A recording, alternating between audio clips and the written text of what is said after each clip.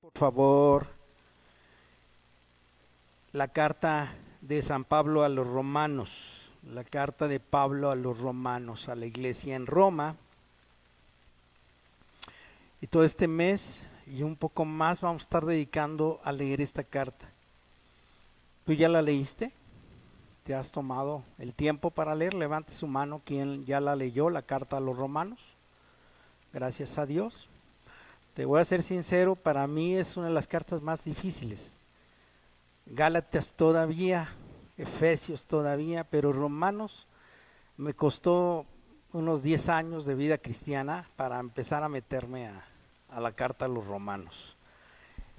Pero es una carta muy especial que Dios ha puesto para nuestra salvación. El primer tema que vamos a ver es sobre la realidad de nuestro pecado. Vamos a ver capítulo 1 al capítulo 3. Vamos a ir rápidamente, así es que quiero que abras Romanos capítulo 1. Y te voy a introducir a esta carta diciéndote que en el verano del 386, un joven llegaba a una crisis profunda después de haber vivido de manera muy liberal. Mientras él estaba en su situación de desconsuelo, llevando una vida perdida, mientras estaba sentado, él escuchó a unos niños jugando y en eso escuchaba muy claramente una voz que decía: toma y lee, toma y lee.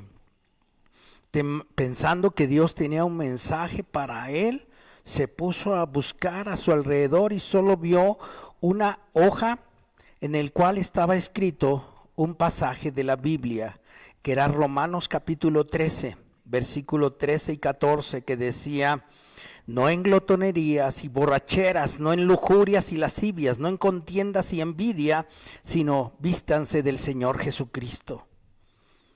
Para esta persona, él vio que Dios le estaba hablando a través de este pasaje del libro de la carta a los romanos. Y Agustín cayó de rodillas y a partir de ahí su vida fue transformada. Agustín fue uno de los teólogos precursores de lo que es la Reforma Protestante. En 1513, en agosto de 1513, un joven, también joven, leyó Romanos capítulo 1, versículo 17, el cual dice que la justicia de Dios se revela por la fe, y para fe, como está escrito, mas el justo por la fe vivirá. Este joven monje, que era un hombre muy fuertemente custodiado por su pecado, y por más que seguía las tradiciones religiosas católicas, no encontraba la paz. En este pasaje le cambiaría la vida y él inició en su corazón una reforma en su corazón que posteriormente daría lugar a una reforma en toda Europa. En mayo de 1738 en Inglaterra, un joven teólogo que se sentía un fracasado, que predicaba pero en realidad no daba grandes frutos su trabajo, Juan Wesley, dice él que leyendo los comentarios de Lutero a la carta a los romanos, en la medida en que leía, sentí que mi corazón ardía de forma extraña y empecé a experimentar que solo en Cristo estaba fundada mi salvación y me dio la seguridad completa de que mis pecados habrían de ser perdonados por su sangre. Este joven Juan Wesley empezó una revolución en Inglaterra que trajo un avivamiento y de ahí se formó muchas iglesias y muchos creyentes. Un teólogo del siglo XIX llamó a Romanos la catedral de la fe cristiana. Dice él, la página de literatura más pesimista que mis ojos han leído está en la carta a los romanos, pero es al mismo tiempo el poema más optimista que mis oídos han escuchado. Así es que ciertamente esta carta a los romanos nos muestra las profundidades del problema humano y nos va a dar un vistazo a la manera en que Dios nos ve a nosotros. Leerla despierta lo que los profetas denunciaban una y otra vez de la conducta perversa de su pueblo, pero también, mejor que los profetas, nos presenta de manera esplendorosa y profunda la verdad del Evangelio, la buena noticia de Cristo. Todo lo que la epístola a los romanos se escribe, a pesar de que fue escrita para un pueblo romano, hace aproximadamente 1930 años, se está escribiendo para nosotros hoy. Y la intención es que nosotros hagamos esta lectura y reflexión, porque es necesario que nosotros nos compenetremos con estas verdades que van a hacer una diferencia, y oro porque tú podamos conseguir lo que estas personas que mencioné y muchas más han encontrado al leer la carta a los romanos. Vamos a inclinar nuestro rostro y vamos a orar. Padre, necesitamos de ti. Tú conoces cómo está nuestro corazón y nuestras vidas. Sabes de qué manera necesitamos una reforma profunda. Queremos ser renovados. Transfórmanos, Señor. Venimos aquí porque necesitamos la fuente que brota para vida eterna. Señor Jesucristo, eso es lo que ofreciste. Si te conociéramos y si te pidiéramos, tú nos darías una fuente que brota para vida eterna. Señor, estamos aquí como tu pueblo. Hemos llegado. De una forma u otra estamos escuchando tu palabra y nuestros corazones están abiertos a que tú actúes. Necesitamos de ti en estos tiempos, Señor, afirmar nuestra fe en la verdad de tu persona. Danos esta oportunidad en el nombre precioso de Cristo Jesús. Amén. Vamos a abrir el capítulo 1, versículo 18. Romanos capítulo 1, versículo 18.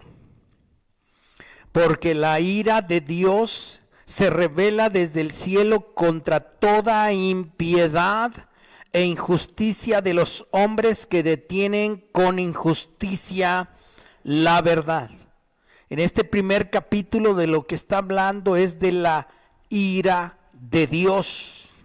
De este pasaje podemos resaltar dos cosas. Primer pregunta, ¿para qué necesitamos la salvación?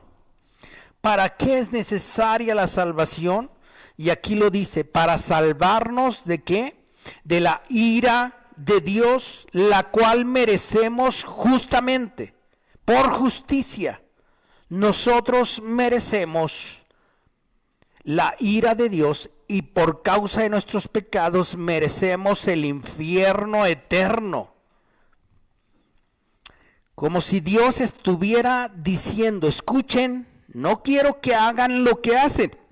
Y los motivos por lo que hacen las cosas, porque están en el camino de la destrucción. Pero si insistes en hacerlo, puedes seguirlo haciendo. Pero tienes que aceptar las consecuencias. Como si Dios estuviera diciendo, no vivas de manera equivocada y evita las consecuencias que se producen si no te arrepientes. La ira de Dios es la otra cara de su amor, porque es la oposición resuelta de Dios al orgullo y al egoísmo humano. Dios no está de acuerdo con lo que es malo, porque todo lo que es malo ajeno a su voluntad destruye y corrompe. Y la ira de Dios se manifiesta porque el hombre no está de acuerdo viviendo al propósito por el cual fue diseñado originalmente. Primer aspecto entonces tiene que ver para qué necesitamos la salvación, para no estar bajo la ¿qué? Ira de Dios. Y el segundo aspecto, ¿de qué manera se sufre la condición de pecado? Dice, se revela, no dice ahí, se revela. ¿Qué significa se revela? Se muestra contra toda impiedad. ¿Qué es toda impiedad? Todo aquello que no toma en cuenta a Dios de nuestras actitudes. Todo aquello que no pone a Dios en primer lugar y actuamos bajo nuestras propias voluntades. Y dice, e injusticia de los hombres. O sea, se manifiesta también en aquello que hacemos ajeno a la voluntad de Dios respecto a nuestro prójimo. La manera en que odiamos, la manera en que actuamos, el egoísmo que manifestamos plenamente. Normalmente nosotros lo sabemos muy bien porque se está revelando en nuestras acciones y actitudes al momento de hacer una revisión de nuestros actos y pensamientos. En el primer capítulo, a partir del versículo 18, va hablando de el problema humano de los no judíos. Y después en el capítulo 2 va a hablar del problema humano judío, o sea, de los que tienen la ley de Moisés. En el versículo 21, capítulo 1, versículo 21, dice, pues habiendo conocido a Dios, no le glorificaron como a Dios ni le dieron gracias, sino que se envanecieron en sus razonamientos y su necio corazón fue entenebrecido. Entonces, el primer aspecto del problema de la humanidad idólatra, de la humanidad sin la ley de Moisés, es que a pesar de que Dios se manifiesta en la creación, le adoran de manera desviada lo que Dios quiere. ¿Qué dice Éxodo 20? No te hagas imágenes de lo que esté arriba en el cielo, ni abajo en la tierra. Y la humanidad ha creado un sinnúmero de religiones e ídolos que en realidad se oponen a lo que Dios ama. Y ese primer punto es que es lo que se manifiesta aquí, habiendo conocido de Dios y la realidad de lo que Dios muestra a través de su creación, no le adoran como Él merece. Y el segundo aspecto es que Dios manifiesta su ira dejándole ser lo que su corazón desea. Romanos 1:24, búscalo ahí. Por lo cual también Dios los entregó a la inmundicia en la concupiscencia de sus corazones, de modo que deshonraron entre sí sus propios cuerpos. Y menciona una larga lista de actividades propias de una mente torcida. Versículo 29, son perversos con el uso sexual de su cuerpo, llenos de avaricia, maldad, envidia, homicidios, engaños, murmuradores, detractores, aborrecedores de Dios, injuriosos, soberbios, altivos, inventores de males, desobedientes a los padres. Y sigue una lista muy larga que denuncia todo el pecado que tiene que ver con aspectos de inmoralidad que todo ser humano de una forma u otra tiene escrito una ley moral que viene de Dios y la gente hace de su cuerpo lo que no le agrada a Dios. Nuestro cuerpo es ¿qué? ¿Templo de quién? Debe ser templo del Espíritu Santo. Y sin embargo, muchas veces no es templo del Espíritu Santo, es casa de demonios, ¿verdad? Tremendas cosas. ¿Cómo debemos de cuidar nuestro cuerpo de los demonios? ¿Qué puede ser un demonio que ataca nuestras vidas? Los vicios, sí, los viciosos. ¿Y las amarguras?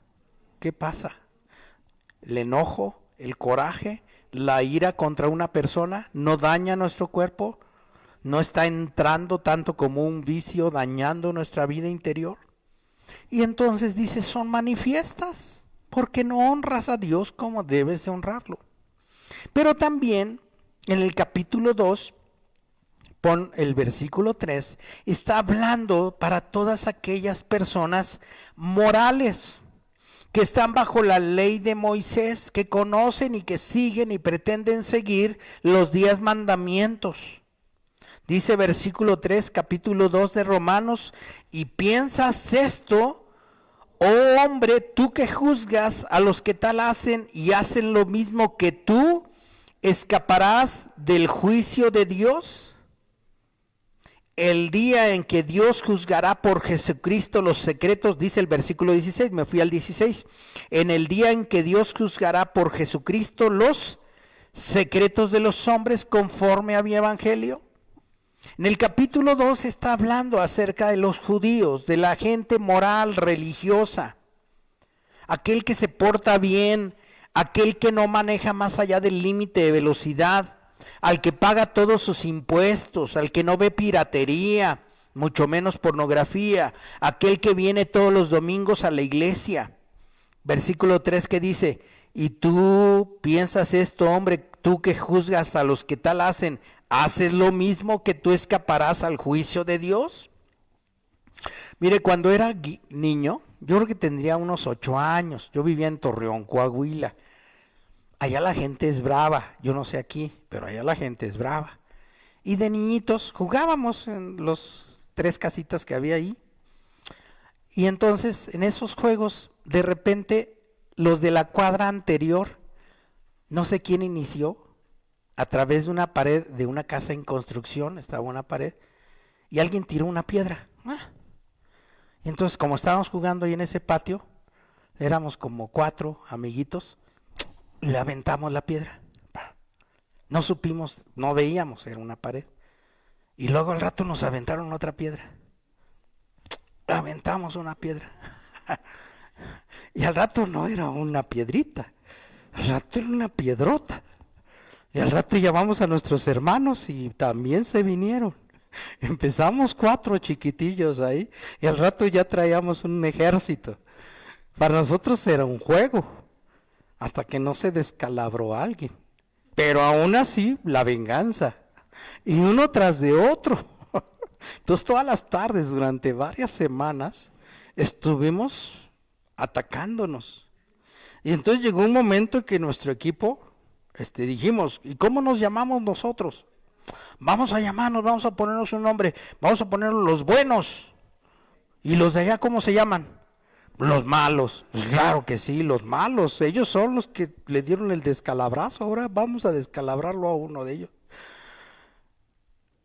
Resulta que, ¿quiénes eran los malos? Todos éramos malos. Hasta que llegó nuestra mamá, se enteraron y ya nos disolvió el gran juego que teníamos de guerra. Éramos niños y éramos bonitos. Yo era bonito. Me decían el cubo,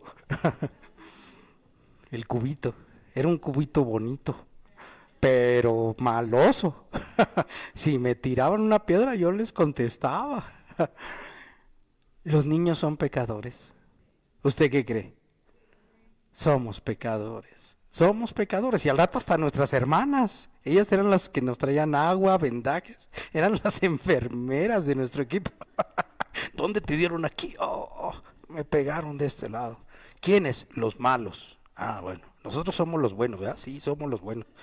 Y me acuerdo que mi hermana mayor dice: ¿y por qué estamos peleando?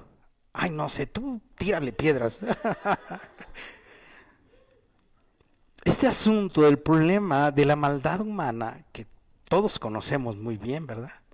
Está arraigado en nuestro ser, está fuertemente arraigado. La carta a los Romanos describe cómo aún la gente buena es mala en realidad. Fíjense, vamos a ir leyendo.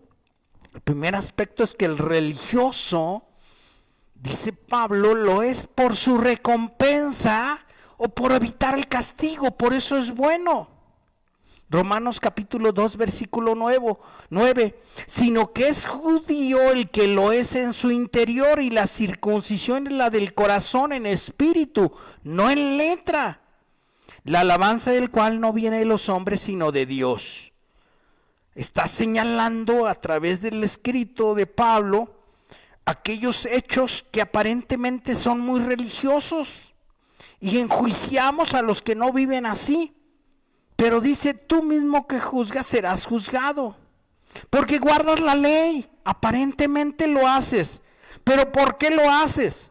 ¿Por el temor al castigo o por amor al premio, a que los otros te halaguen?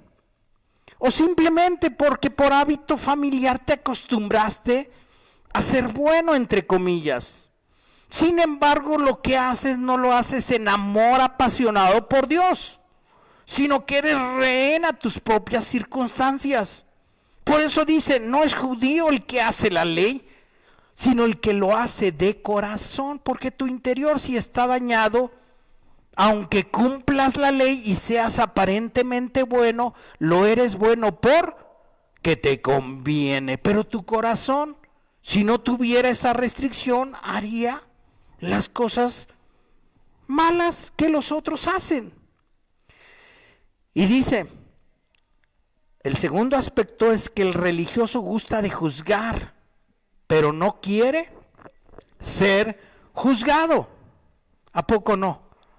Cuando nos juzgan los demás y sabemos que alguien habló mal de nosotros, ¿cómo nos ponemos? Muy enojados, pero muy enojados. Y más cuando es alguien cercano, ¿no? ¿Cómo no se enoja? Y entonces, ¿qué hacemos? Perdonamos y olvidamos. No hay problema. En cuanto tenga oportunidad, lanzo la jiribilla, ¿verdad? Porque eso sí, me atacaste y ahí te voy. ¿Y qué dice el Señor en Mateo capítulo 7? No juzguéis para que no seáis juzgados. Y la triste verdad es que somos ciegos ante los errores propios, pero somos más listos que Einstein para los errores de los demás, ¿verdad? Si te critican, aprovecha para crecer en humildad. Si te enojas y quieres vengarte, es señal de tu propia malignidad. Así es que cuando te critican y alguien habla mal de ti, ¿qué debes de hacer? Si eres cristiano, debes de aprovechar esa oportunidad. Y si te sientes enojado, ¡ay, Señor, perdóname! ¡Uy! Me doy cuenta cuánta maldad hay en mi corazón. Dice, cuando apuntas con el dedo, recuerda que 3 dedos, ¿a quién están señalando? A mí. Bueno, a ver, apúntenme así. ¿Y a quién señalan los 3 dedos? A ti te están señalando. Así es que el criticar a los demás, ¿a quién le es el privilegio o el derecho o la responsabilidad de juzgar? A Dios. Él es el que sí puede juzgar, pero nosotros no. Y si alguien me criticó, pues seguramente alguna razón tendrá. Y puedo yo con eso afinar mi conducta y pedirle a Dios que me transforme. Pero lo religioso en nosotros está en querer juzgar a los demás y no querer ser juzgados. Por otro lado, el religioso debe saber que tiene un corazón perverso. ¿Que tiene un corazón qué? Perverso. Romanos 2:21. Tú pues que enseñas a otro, no te enseñas a ti mismo. Tú que predicas que no se ha de hurtar, ¿hurtas? Y uno diría, no, yo no hurto. Y la Biblia dice, no, sí hurtas. Mire, y esta frase me gustó. Es de un predicador que menciono mucho, Spurgeon. Me gusta leer sus predicaciones. Fue del siglo de los años de 1800. Y dice, el corazón es la jaula donde salen aves inmundas. El corazón es la jaula de donde salen ¿qué? Aves inmundas. ¿Sí sabes lo que dice la Biblia? El capítulo 1 dice precisamente las concupiscencias de su corazón. Mire, quien no se da cuenta de la condición de su propio corazón es un ciego. ¿Es un qué? Ciego. ¿Quién dice, no, pero si mi corazón pues, funciona bien, late bien, tiene una presión regular. Yo no tengo problemas con mi corazón. Es un ciego. O bien, quien conociendo la condición de su propio corazón no lo acepta ante los demás, es un hipócrita. Porque, ay no, yo nunca hubiera pensado eso. Bueno, es un hipócrita. Por eso el Señor Jesucristo continuamente habla de guardarnos de la levadura de los fariseos. ¿La levadura de los qué? Fariseos. De aquella corrupción, un pan debe llevar levadura, ¿verdad? ¿Y qué es la levadura? Es una sustancia de ser microbios vivientes que van a corromper la masa y eso hace que se infle. Por eso se utiliza, no le hace daño, no se preocupe, usted comió pancito con chocolate, no le hace daño, pero es un pan fermentado gracias a una perversión, diríamos, de la harina. Y el Señor por eso mencionaba, cuídense. Precisamente cuando me siguen, cuídense de ese aspecto religioso de los fariseos que ocultan la realidad de su corazón. ¿Qué decía Jesucristo de los religiosos? Sepulcros blanqueados, ustedes por fuera parecen limpiecitos, pero por dentro están llenos de corrupción y apestosos. Traducción Toño, ¿va? Apestosos por dentro. ¿Qué pensarían los discípulos que estaban ahí? A ver, le está diciendo al fariseo, no menciono para acá, porque ustedes no lo son, pero ya le tocó a mi esposa. Bueno, pero es hipotético. Los fariseos son así, apestosos, ¿no? ¿Qué pensarían los discípulos de acá? ¿Ellos son los apestosos? ¿Qué pensarían los discípulos? ¿Qué deberían de haber pensado los discípulos? Pues si nosotros somos peores que ellos, somos peores, estamos peor condición, ¿no? Porque los discípulos, pobrecitos fariseos, ellos cuando menos intentaban ser buenos, pero estos discípulos ni intentaban. ¿Qué pensarían ellos? Nos toca a nosotros, también traemos. Y después el Señor les dice, pero es que del corazón salen los malos pensamientos. Y eso se los dijo a ellos, también. ¿Ellos qué pensarían? No, pues sí, nosotros. Ellos lo aceptaron, ellos siguieron con Jesús a pesar de que Jesús hablaba muy duro de la situación del corazón.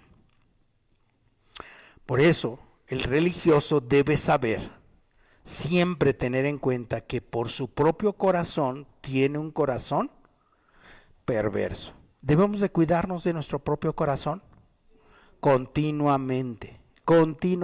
Por eso todas las cartas en el Evangelio, en el Nuevo Testamento, hablan del cuidado que debemos de tener de nuestro viejo, también se le llama viejo hombre. O Pablo menciona de este aspecto la carne. Y bien, Pablo llega a decir, miserable de mí, ¿quién me quitará, quién me librará este cuerpo de muerte? Mire, yo nací y me crié en un hogar católico. No, en un hogar, nada más fui una vez a misa y me asustó, porque veía ahí al entrar a la misa todo oscuro y a la derecha un cuerpo sangrante, ¿no? Eso a mí me asustaba, pero como que era la casa de los espantos. Entonces, pues bueno, entré, pero ay, no, quién sabe. Y luego en latín la misa, peor, ¿no? O sea, me espantaba, la verdad, no estaba acostumbrado. Pero me crié en un hogar protestante, diríamos. Y al final, mi familia, a pesar de ser cristiana, de repente pecaba, ¿sí? Se enojaba mi mamá. O si yo le decía a mi hermano cristiano, calabaza, él me decía cubo. Y yo decía, pues no que eres cristiano. Y entonces yo los criticaba a los cristianos, por eso crecí y dice, no, yo no voy a ser como esos hipócritas. A usted no les pasó, ¿verdad? Pero luego así nos pasa a los que nacimos en cuna cristiana, porque siempre, ay, esos hipócritas, si de veras siguieran a Jesús, si yo lo siguiera, yo sí sería efectivo. ¿Y esto por qué se los estoy diciendo? Porque mi corazón anidaba críticas, porque mi propio corazón se defendía de la realidad de mi condición pecaminosa y mi necesidad de tener un encuentro verdadero con el Dios vivo. Y yo siempre decía excusas. Cuando me decían, pero acepta a Cristo. No, para ser como esos cristianos. Cuando acepté a Cristo me di cuenta, pues que estoy criticando a los demás y yo mismo tengo un corazón peor que ellos. Cuando menos ellos hacen el intento, yo ni el intento hago. Y me di cuenta cuán importante es aceptar mi condición pecaminosa, mía, no la del otro, la mía. Yo tengo un problema. Por eso en Romanos capítulo 3 nos vemos en esa realidad. El problema del pecado es algo que nos afecta a todos. No hay nadie ajeno al problema del pecado. Nadie es justo, religiosos y no religiosos, buenos y malos. Todos, dice el versículo 9. ¿Qué pues? ¿No somos nosotros mejores que ellos? En ninguna manera. Pues ya hemos acusado a judíos y a gentiles que todos están bajo pecado. Como está escrito, no hay justo ni aún uno. No hay quien entienda, no hay quien busque a Dios. Muy raras veces nos examinamos a nosotros mismos tan a fondo para que nos demos la oportunidad de ver la enfermedad que existe en nuestras propias interiores, en nuestro propio interior. Y por eso no nos humillamos a nosotros mismos y no buscamos correctamente la gracia de Dios, porque dice aquí, no hay quien entienda, no hay quien que entienda. Es tan sutil esta enfermedad del pecado que ni aun las personas de más elevada espiritualidad podrán captarla plenamente. Aún David en sus momentos más lúcidos llegó a decir, ¿y sabes qué, Señor? Perdóname por mis pecados que me son ocultos. Es tan grave mi condición pecaminosa, Señor, que yo sé que todo en mí está gravemente lastimado. Y llega el momento a pensar que yo no soy pecador. Nos refugiamos en ver y criticar a los demás y no en ver nuestra propia condición. Dice 1 Juan capítulo 1 versículo 8, si decimos que no tenemos pecado, nos engañamos a nosotros mismos. Por eso dice la Escritura en Eclesiastés 7:20, no hay hombre justo en la tierra que haga el bien y nunca peque. Por esto, alguien que es impregnado por la gracia de Dios no cesará de confesar sus pecados, como lo expresa el salmista en el capítulo 32, versículo 6, orará a ti todo santo en el tiempo en que pueda ser hallado. ¿Cuál es la consecuencia? Vamos a leer Romanos 3, 16 al 18. Dice ahí, ¿ya lo tienes? Me gustaría que lo fueras subrayando en tu Biblia. Dice, quebranto y desventura hay en sus caminos, y no conocieron camino de paz. No hay temor de Dios delante de sus ojos. Quebranto, dice, quebranto. En el original de la palabra lo podemos nosotros especificar como ruina completa. El orgullo y la altivez son instrumentos demoníacos que nos somete a toda clase de quebranto, de ruina. Y esos demonios no dejan piedra sobre piedra. Son como el polvo que el viento se lleva. Mientras haya quebranto y nosotros sigamos sin aceptar la condición pecaminosa de nuestras vidas, seremos como el polvo. Y aquellos que se creían ricos de espíritu llegarán a ser pisoteados y hollados de lodo por las calles. Quebranto y desventura, quebranto, ruina completa. Si el religioso no se convierte, si el amoral no se convierte, su historia será hacia un futuro de quebranto, de ruina completa. Y dice desventura. La ventura es lo bien que le va a la gente y la desventura es lo mal que le va a la gente, es lo contrario a una vida fructífera. Desventura tiene que ver con una vida en miseria. Lo que podría ser una vida en bendición, una tierra bien labrada con árboles que den fruto, la desventura es que la vida es un fracaso espiritual. Y aunque quizás se vean frondosos, porque Satanás les ha premiado con bienes, riquezas y amistades, sin embargo viven en soledad, directos hacia la desventura eterna que es el fuego eterno. Quebranto y desventura para aquel que no se arrepiente. No conocieron camino de paz, porque el camino de paz al que ofrece Jesucristo es la paz espiritual. Pero en medio de la tempestad de la vida, el que no conoce camino de paz estará buscando la paz en otros ídolos. La paz familiar, la paz en la economía, la paz en mi físico, que no haya enfermedad, la paz en las riquezas, pero no llegarán a estar en la paz que ofrece Jesucristo. No estará invirtiendo en los graneros celestiales donde el hollín y la polilla no daña. Y no hay temor de Dios. ¿No hay qué? Temor de Dios. Su idolatría será obvia.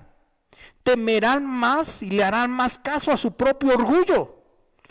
Temerán exponerse ante Dios, no se diga ante los demás, por su orgullo. Buscarán como Adán cubrir su desnudez en base a sus propias excusas, pero no querrán presentarse desnudos ante el Padre.